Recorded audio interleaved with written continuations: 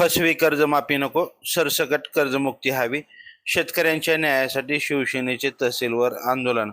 आज दिनांक 22/6/2026 रोजी शिंदखेड राजा येथे तहसील कार्यालयावर शिवसेना उभाटाच्या वतीनं सरकारच्या विरोधात तीव्र निदर्शनं करत आंदोलन करण्यात आलं. कोणत्याही अटी आणि शर्तीशिवाय शेतकऱ्यांना सरसकट कर्जमुक्त करावं, त्याचबरोबर 2025-26चा पीक विमा तात्काळ शेतकऱ्यांच्या खात्यात जमा करावा, यासह अनेक मागण्यांसाठी शिवसेना उद्धव बाळासाहेब ठाकरे या पक्षाच्या वतीनं तीव्र आंदोलन करण्यात आलं. सध्या शासनानं केलेली कर्जमाफी ही फसवी आहे व त्यातील अटी अतिशय जाचक आहेत.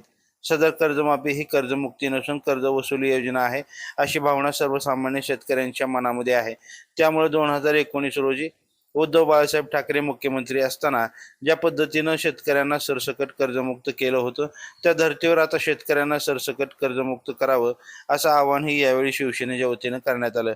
शेतकऱ्यांच्या हक्काच्या मागण्यांसाठी लढणाऱ्या शेतकरी योद्धा कृती समितीनं या आंदोलनात सक्रिय सहभाग घेत सरकारच्या शेतकरी विरोधी धोरणांचा निषेध करत सरसकट कर्जमुक्ती व पीक विम्याची जोरदार मागणी केली. यावेळी शिवसेनेचे उपजिल्हा प्रमुख बद्री बोडके, तालुका प्रमुख आत्माराम शेळके, युवासेना तालुका प्रमुख सिद्धेश्वर आंधळे, तालुका संघटक मसाजी वाघ, रणजित मरमट, शिवाजीराव देशमुख, उल्हास भुसारे, शेतकरी योद्धा कृती समितीचे संस्थापक अध्यक्ष बालाजी सोसे, शेतकरी योद्धा प्रदेशाध्यक्ष गजानन जयभारे, विभाग प्रमुख योगेश चतुर, शिवा पुरंदरे, अविनाश मोगल, भागवत मुरकट, प्रशांत जयभाई, गणेश गायकवाड, एकनाथ मिसळ, उद्धव मानाते, श्रीराम जयभाई, रामेश्वर दराडे, दत्ता सानप यांच्यासह पदाधिकारी व शिवसैनिक मोठ्या संख्येनं उपस्थित होते. लाईव्ह महाराष्ट्र झोन न्यूजसाठी लोणार तालुका प्रतिनिधी शिलवंती इंगळे. ताज्या अपडेटसाठी लाईव्ह महाराष्ट्र झोन न्यूजच्या यूट्यूब चॅनलला सबस्क्राईब करा, तसेच बेल आयकॉनवरती क्लिक करा. आज आपण तहसील कार्यालय सिंदखेड राजा या ठिकाणी शेतकऱ्यांना कर्जमुक्ती मिळाली पाहिजे, सरसगट कर्जमुक्ती मिळाली पाहिजे. कुठलीही अट आणि शर्त यामध्ये असता कामा नये. खरं म्हणजे शासनानं जी कर्जमुक्ती जाहीर केली ही कर्जमुक्ती आहे की वन टाइम सेटलमेंट योजना आहे, अशा पद्धतीची शंका आमच्या मनामध्ये आज आहे. खरं जर पाहिलं तर ज्या शेतकऱ्यांना तुम्ही कर्जमुक्त करण्याची घोषणा करता किंवा आश्वासन देता, तर खरं म्हणजे ही कर्जमुक्ती तुमची नाहीच आहे. त्याच्यामध्ये वेगवेगळे अतिशय जाचक अटी आपण लादलेल्या आहे. ह्या जाचक अटी रद्द झाल्या पाहिजेत आणि शेतकऱ्यांना कुठलीही अट आणि शर्त न ठेवता त्या ठिकाणी शेतकऱ्यांना कर्जमुक्ती तात्काळ मिळाली पाहिजे, ही आमची त्या ठिकाणची भावना आहे. जर अशी म्हणजे 2019 साली माननीय उद्धव साहेबांनी जशा पद्धतीनं कुठली अट आणि शर्त न ठेवता अशा पद्धतीने जी कर्जमुक्ती दिली होती, अगदी त्या धर्तीवर तशा पद्धतीने कर्जमुक्ती आम्हाला हवी आहे. आणि म्हणून आम्ही शिवसेना उद्धव बाळासाहेब ठाकरे या पक्षाच्या वतीनं सिंदखेड राजा तहसीलवर आज या ठिकाणी असा भव्य मोर्चा आणला होता.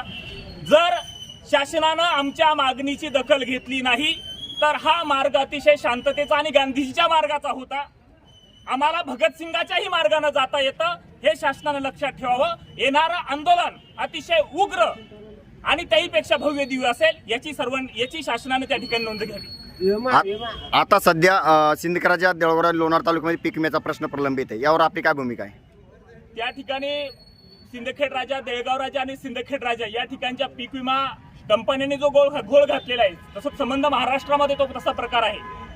आमची मागणी आहे, जे पीक विम्याचे प्रतिनिधी आहे यांच्यावर तात्काळ कारवाई झाली पाहिजे, यांच्यावर गुन्हा नोंद झाला पाहिजे. जिल्हा स्तरावर त्यांच्यावर गुन्हा नोंद झालेला आहे, तो तालुका स्तरावर सुद्धा झाला पाहिजे, अशी मागणी आम्ही त्या ठिकाणी या तालुक्याचे कृषी अधिकारी त्यांना या ठिकाणी केलेली आहे. जर या पीक विमा कंपनीचे जे अधिकारी आहेत, जे प्रतिनिधी आहेत, त्यांच्यावर जर असा गुन्हा दाखल झाला नाही तर येणाऱ्या काळामध्ये तालुका कृषी अधिकाऱ्यांना सुद्धा घेराव घालण्यात येईल, याची सुद्धा त्यांनी केस असेल. सध्या महाराष्ट्रामध्ये जे राजकारण चालू आहे, 6 खासदार शिवसेना उद्धव बाळासाहेब ठाकरेचे पक्षातून फुटलेले, यावर आपली भूमिका काय?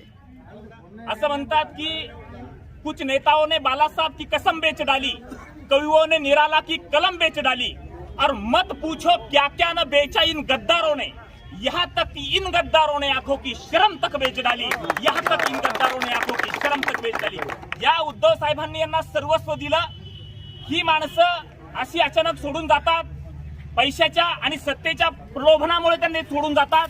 या सगळ्या गोष्टीचा मी धिक्कार करतो, यांचा निषेध करतो. खरं तर 2-4 खासदार जे गेलेत, वाकचौरे असेल, संजय जाधव असेल, बंडू जाधव, संजय देशमुख असेल किंवा आणखी कोणी असेल, या लोकांबद्दल संजय दिना पाटील असेल, यांच्याबद्दल फारसं वाईट वाटलं नाही. परंतु ओमराजे निंबाळकर हे एक आश्वासक चेहरा होता या महाराष्ट्राचा.